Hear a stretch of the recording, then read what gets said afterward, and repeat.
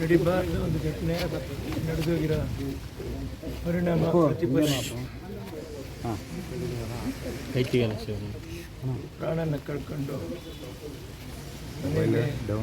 ಆಧಾರ ಸ್ತಂಭವಾಗಿರ್ತಕ್ಕಂಥ ಜೀವನ ಕಳ್ಕೊಂಡು ಕುಟುಂಬ ಪರಿತಪಿಸ್ತಾ ಇರೋದು ನೋಡ್ತಾ ಇದ್ದೆ ಕರಳು ಕಿತ್ಕೊಂಡು ಹೋಗುತ್ತೆ. ಜೀವನದಲ್ಲಿ ಮನುಷ್ಯ ಹೇಗೆ ಬಾಳಬೇಕು, ಹೇಗೆ ನಡ್ಕೋಬೇಕು, ಯಾವ ಒಂದು ದಿಕ್ಕಿಗೆ ಮಾನವೀಯತೆ ಸಾಗ್ತಾ ಇದೆ, ನಮ್ಮದು ಮನುಷ್ಯತ್ವ ಸಾಗ್ತಾ ಇದೆ. ನಾವು ಹೆಚ್ಚು ಕಡಿಮೆ ಮನುಷ್ಯರು ಅಂತೀವಿ, ಆದರೆ ನಾವು ಮನುಷ್ಯತ್ವ ಉಳ್ಳ ಮನುಷ್ಯರಾಗಿದ್ದೀವಿ ಅಂತ ನಾವೇ ನಮ್ಮನ್ನೇ ಮುಟ್ಟು ನೋಡ್ಕೋಬೇಕಾದ ಪರಿಸ್ಥಿತಿ ಕಾಲ ಬಂದ್ಬಿಡ್ತು ಹತ್ತಿರಕ್ಕೆ. ಜೀವನ ಇಡೀ ಸಂಪಾದನೆ ಅಂತ ಅಲ್ವೇ ಅಲ್ಲ, ಜೀವನ ಇಡೀ ಹೆಸರೂ ಅಲ್ವೇ ಅಲ್ಲ. ಜೀವನ ಇಡೀ ಈ ಜೀವಗಳ ಬಗ್ಗೆ ನಾವು ಕಾಳಜಿ ತಗೊಂಡು ಬದುಕುವಂಥ ಬದುಕೇ ಜೀವನ. ಪ್ರತಿಯೊಂದು ಬದುಕಲ್ಲೂ ಜೀವ ಇದೆ. ಜೀವರಾಶಿಗಳನ್ನ ನಾವೇ ಯಾವುದೋ ಒಂದು ರೂಪದಲ್ಲಿ ಭಗವಂತ ತಂದೆ ತಾಯಿಯಾಗಿ ಸೃಷ್ಟಿ ಮಾಡಿಬಿಟ್ಟಿರ್ತಾರೆ. ಇನ್ನೊಂದು ಮಗು ಜೋಪಾನವಾಗಿ ಬೆಳಿಬೇಕು, ಬಾಳಬೇಕು, ಬೆಳಗಬೇಕು ಅನ್ನುವಂಥ ಆಸೆನಲ್ಲಿ ಬೆಳೆಸ್ತಾರೆ. ಎಲ್ಲೋ ಒಂದು ಅಚಾತುರ್ಯ, ಎಲ್ಲೋ ಒಂದು ಕೆಟ್ಟ ಸಮಯ, ಎಲ್ಲೋ ಒಂದು ಒಳ್ಳೆಯದು, ಎಲ್ಲೋ ಒಂದು ಕೆಟ್ಟದು. ಈ ಕೆಟ್ಟದು ಜಾಸ್ತಿ ಆದಾಗ ಇಂಥ ಪರಿಸ್ಥಿತಿಗಳು ಬಂದ್ಬಿಡ್ತದೆ. ಇದು ಹೆಚ್ಚು ಆಗಬಾರ್ದೇನು ಜೀವನದಲ್ಲಿ. ಎಲ್ಲರೂ ಇದನ್ನು ನಾವು ಅರ್ಥ ಮಾಡ್ಕೋಬೇಕಾಗಿರುವಂಥ ಮುಖ್ಯವಾದ ವಿಷಯ.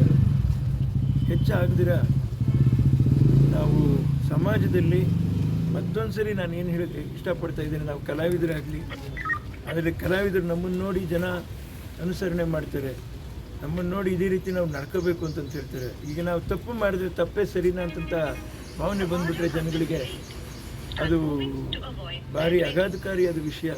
ಭವಿಷ್ಯಕ್ಕೆ ಖಂಡಿತ ನಾವೆಲ್ಲರೂ ಈ ಪರಿಸ್ಥಿತಿಯಲ್ಲಿರುವಂಥ ಒಂದು ಹೆಸರು ಕೀರ್ತಿ ಇರುವಂಥ ನಾವು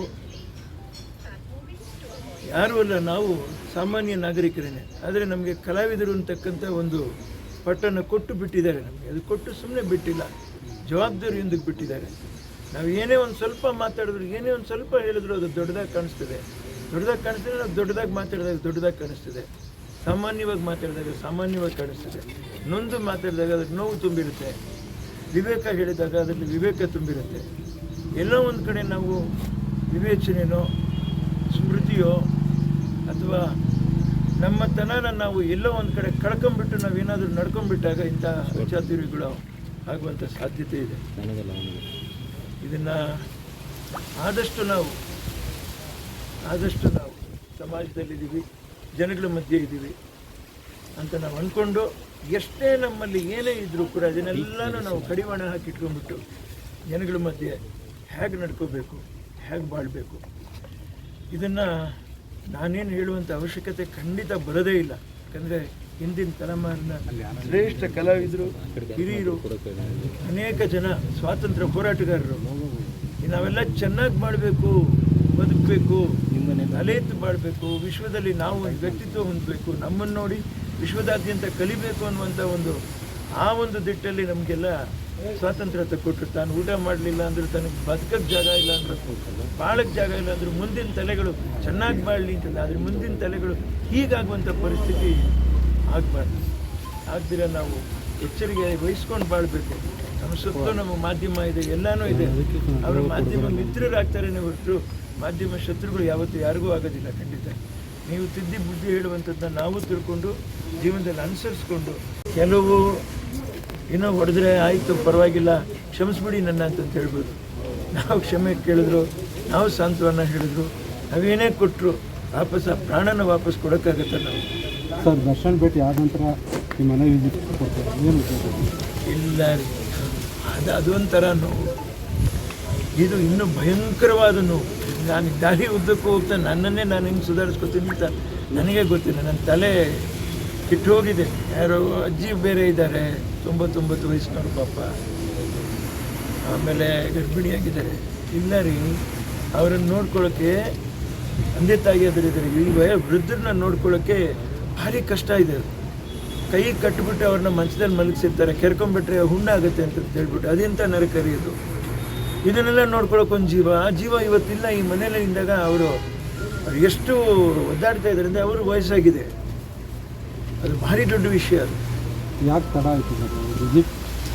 ಸರ್ ಈಗ ರೇಣುಕಾ ಸ್ವಾಮಿ ಮನೆಗೆ ವಿಸಿಟ್ ಮಾಡಿದ್ರು ಸ್ವಾಮಿ ಈ ವಿಚಾರವಾಗಿ ಮಾತಾಡಿದ್ದಲ್ಲ ಇಲ್ಲಿ ಮಾತಾಡೋಕ್ಕೆ ಅವಕಾಶಗಳು ಇಲ್ಲಿ ಇದ್ದರೆ ಹೋಯ್ತಲ್ಲ. ಇದು 5 ಜನ 5 ಇದನ್ನು ಅವ್ರು ನನ್ನನ್ನು ನೋಡಿದ ತಕ್ಷಣ ಅವರು ಹೆಚ್ಚು ಕಡಿಮೆ ಭಾವುಕರು ಹಾಕ್ಬಿಟ್ಟು ತಪ್ಕೊಂಡ್ಬಿಟ್ರು. ಅಣ್ಣ ಹೇಗಿದೆಯಣ್ಣ, ಏನಣ್ಣ, ಬಂದ್ಯಣ್ಣ, ನೀ ಬಂದ್ಯಣ್ಣ ನಾನು ನೋಡೋಕ್ಕೆ ಅಂತ ಹೇಳ್ಬಿಟ್ಟು ಇಲ್ಲಿನೂ ಅದೇ ಥರ ಸುತ್ತಾರ. ನಿಮ್ಮ ಅಮ್ಮನ ನೋಡಿದ್ದೀವ್ರಿ 2 ಸರಿ ಬರ್ಬಿಡ್ತೀವಿ ತಾಯಿಯವ್ರ ಪಿಕ್ಚರ್ ನೋಡಿ. ಅವರಷ್ಟು ಭಕ್ತಿ ಭಾವನೆ ತುಂಬಿ ಅವ್ರನ್ನ ನೋಡಿ ನಾವು ಕಲ್ತವ್ರು, ನಾವು ಅಭಿನಯ ಮಾಡೋಕ್ಕೆ ನಾವು ಬಾಳಕ್ಕೆ ಕಲ್ತವ್ರು. ಏನು ಸಾರ್ ಈ ಥರ ದಿನಗಳು ಬರ್ತಾವ ಸಾರ್ ಅಂತ ಕೇಳ್ತಾರೆ, ಹೊಟ್ಟೆ ಬರೋಗುತ್ತೆ. ಅಯ್ಯಪ್ಪ ಅದು ಈಗ ದರ್ಶನ್ ವಿರುದ್ಧನೇ ಕೊಲೆ ಆರೋಪ ಇದೆ ಸರ್, ಆಲ್ರೆಡಿ ಅರೆಸ್ಟ್ ಆಗಿದೆ. ಅದ್ರ ಪ್ರಕರಣದ ಬಗ್ಗೆ ನೋಡೋಣ. ಪಾಪ ಅದನ್ನೇ ಹೇಳಿದ್ದಾರೆ. ಪಾಪ ಅವ್ರಿಗೆ ಗೊತ್ತಿಲ್ಲದೆ ಇರುವಂಥದ್ದು ನನಗೆ ಮಾತ್ರ ಹೇಗೆ ಗೊತ್ತಾಗುತ್ತೆ? ಅವ್ರು ಅದನ್ನೇ ಹೇಳ್ತಾ ಇದ್ದಾರೆ. ಇವ್ರದೇ ಸರಿ ಇವ್ರದೇ ತಪ್ಪು ಅಂತ ನಾನು ಹೇಳ್ತಾ ಇಲ್ಲ. ಇನ್ನೂ ಗೊತ್ತಿಲ್ಲ ಯಾರು ಅಂತ ಗೊತ್ತಿದ್ರೆ ಅವ್ರಿಗೆ ಶಿಕ್ಷೆ ಆಗಬೇಕು ಅಂತ ಅವ್ರು ಹೇಳ್ತಾ ಇದ್ದಾರೆ. ಅವ್ರು ಹೇಳೋದನ್ನು ಹೊರತಾಗಿ ನಾನು ಹೇಗೆ ಹೇಳೋಕ್ಕಾಗುತ್ತೆ? ಯಾವ ಘಟನೆಯನ್ನು ನೋಡಲಿಲ್ವೇ? ನೀವು ತೋರಿಸಿರೋದು ಅಷ್ಟೇ ನೋಡಿರೋದು. ಈ ಪ್ರಕರಣ ನಿಮ್ಮ ವೈಯಕ್ತಿಕ ಅಭಿಪ್ರಾಯ? ಈ ಥರ ಘಟನೆಗಳಾಗಬಾರ್ದು. ಎಷ್ಟೇ ಕಷ್ಟ ಇರಲಿ, ಎಷ್ಟೇ ಸುಖ ಇರಲಿ, ನಮ್ಗೆ ಎಷ್ಟೇ ನೋವಾಗಲಿ, ನಾನು ಹೇಳ್ತಾ ಇದ್ದೀನಿ, ಬೇಕಾದ್ರೆ ಒಂದು 2 ದೊಡ್ಡ ಕಣ್ಣೀರು ಹಾಕ್ಬಿಡೋಣ, ಇಲ್ಲ ರೂಮಲ್ಲಿ ಕೂತ್ಕೊಂಡ್ಬಿಡ ಹತ್ಬಿಡೋಣ. ಆದರೆ ಯಾವತ್ತೂ ನಾವು ಈ ಕ್ರೋಧ, ಈ ದ್ವೇಷ, ವೈಮನಸ್ಯ, ಅಸೂಯೆ ಎಲ್ಲವನ್ನೂ ಬಿಟ್ಟು ನಾವು ಒಂದು ಸ್ವಲ್ಪ ಅದೆಲ್ಲರಲ್ಲೂ ಇದು ಎಷ್ಟಕ್ಕೆ ಬೇಕೋ ನಾವು ಇಟ್ಬಿಟ್ಟು ಅದಕ್ಕೆ ಕಡಿವಾಣ ಹಾಕೊಂಡು ನಾವು ಜೀವನ ಮಾಡಬೇಕು.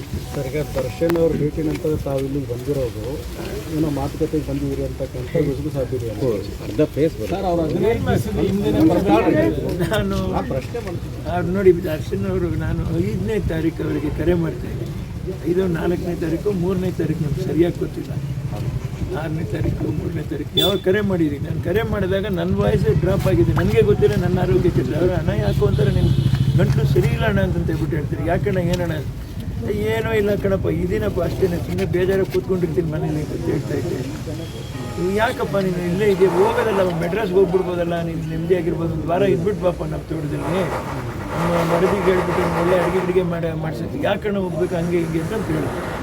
ಅಷ್ಟೊತ್ತಿಗೆ 7ನೇ ತಾರೀಕು ಅಡ್ಮಿಟ್ ಆಗ್ತೀನಿ. 8ನೇ ತಾರೀಕು ಸರ್ಜರಿ ಆಗುತ್ತೆ. ಬೆಳಗ್ಗೆ ಈ ಥರ ಇದು ಸರ್ಜರಿ, ಮೇಜರ್ ಸರ್ಜರಿ.